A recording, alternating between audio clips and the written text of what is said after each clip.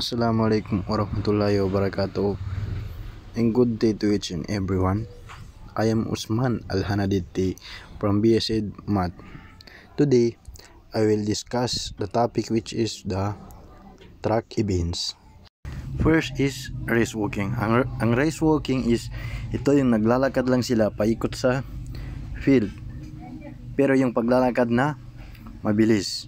Then, itong race walking is depende sa tournament kung gaano kalayo ang kanilang iikutin. But most on international men's walking competition is umiikot sila from 20,000 meters to 50,000 meters. While women's events may include distance from 5,000 meters to 30 meters. In this video, I'll show you the example of race walking.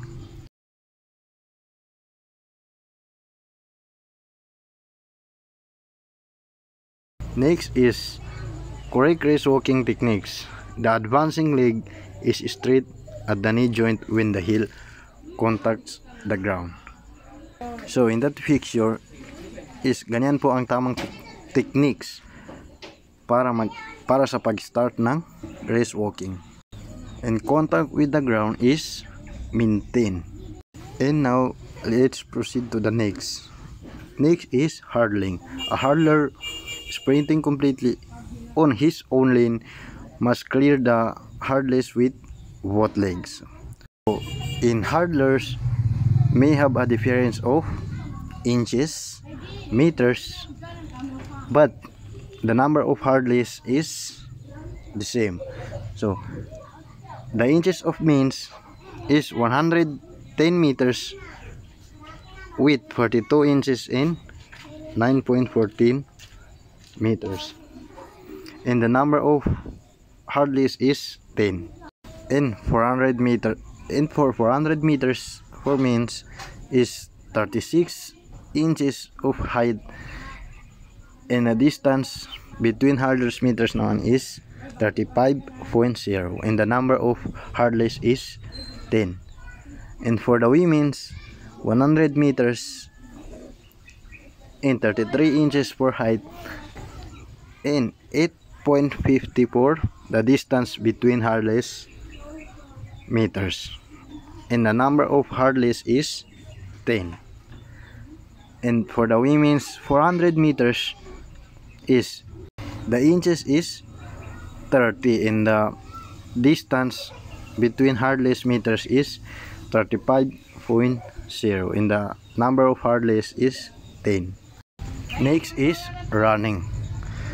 So long distance considered as long distance events are those ranging from 3,000 meters upward: the marathon, steeplechase, cross country, and road runs.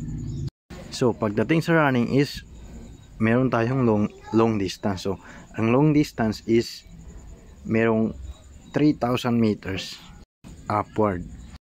Next is the steeplechase. Sa steeplechase naman is ito yung pinag-combine ang long distance running and hurdling.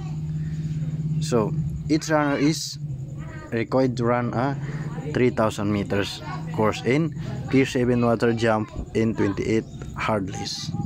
But the men in the women are different the inches, meters, and hurdles. For the men's hurdles are 36 inches high and women's are 30 inches. All regular hurdles are 3.94 meters, just under 13 feet wide, while the water hurdles are 3.66 meters, 12 feet wide. And for the beginning of the 12-foot long water pit is 70 centimeters, 2.3 feet deep in slopes up to the level of the field at the far end. Next is marathon.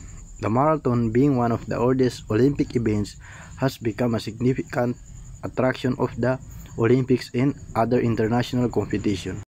So if nakikita ninyong picture dyan is Yan po yung example ng marathon. And next is middle distance. The farther the distance, the more endurance is needed. The middle distance events range from 800 to 2,000 meters. But in middle distance is hindi nila ginagamit yung starting blocks because they use the standing start in the 800 meters. So if nakikita nyo yung picture is ganyan po yung standing start ng middle distance. So in the first picture is the position of your foot is up to but not stepping on the line, and distribute your weight so that about 2/3 of your weight is on your front foot. Kailangan na mas mabigat ang yung front foot para mas maganda yung starting mo in terms of middle distance. And the second picture is you need to bend your knees and lean forward with back, neck, and head in line. And important is coordinate your arms with your legs. The right arms goes with left foot and vice versa. So if your position is like that, ang aantayin mo na lang is the shooting of gun, because the meaning of the shooting of gun is to start the game. Next is sprint. A constant top speed is required in the relatively short sprint races up to 400 meters. In the earlier days, our sprinters used the standing start, but in the 1880s, the crouch start was developed and it became a rule that sprinter must start with the 4-point crouch. The next picture, I'll show you the 4 points crouch start. So kung napapansin nyo sa first picture is pag sinabi na yung on your marks is you need to place your front foot at the forearms length behind the start line, and place the knee of your back leg on the ground level with your front foot, and also place your hands shoulder width apart behind, not on the line.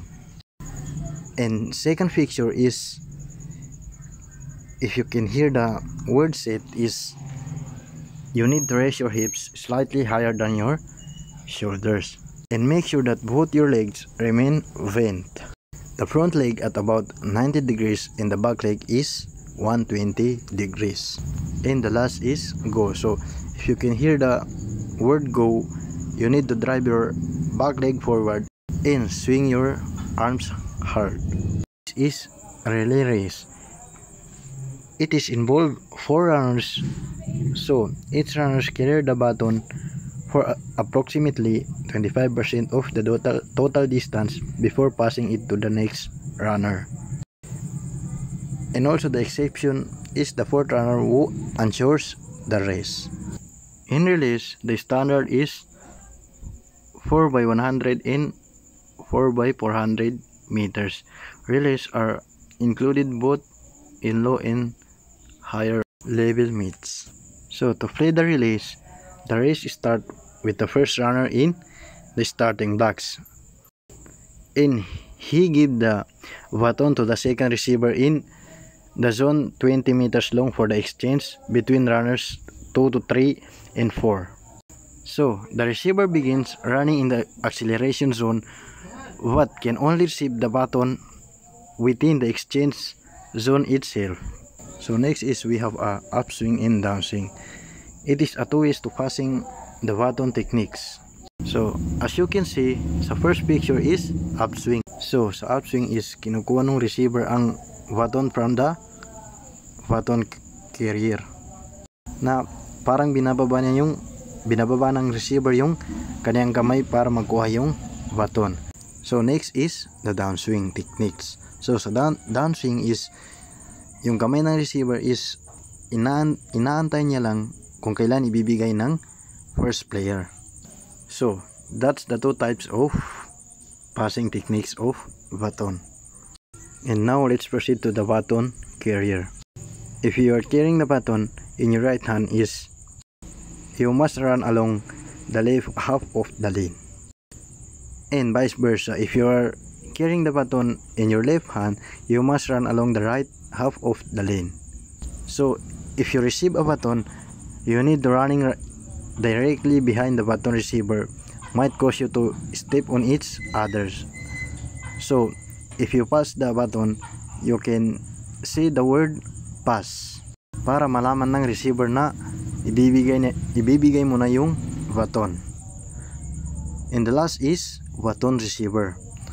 So if the baton carrier is carrying the baton in the right hand, stay in the right half of your lane and receive the baton in your left hand.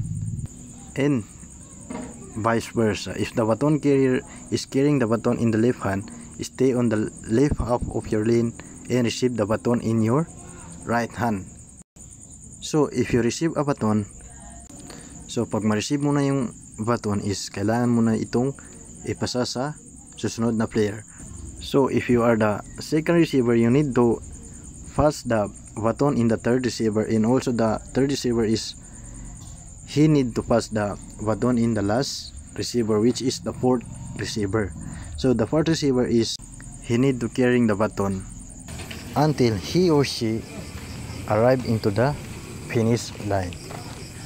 And that's all my report for today. Thank you and assalamualaikum warahmatullahi jami'an wabarakatuh.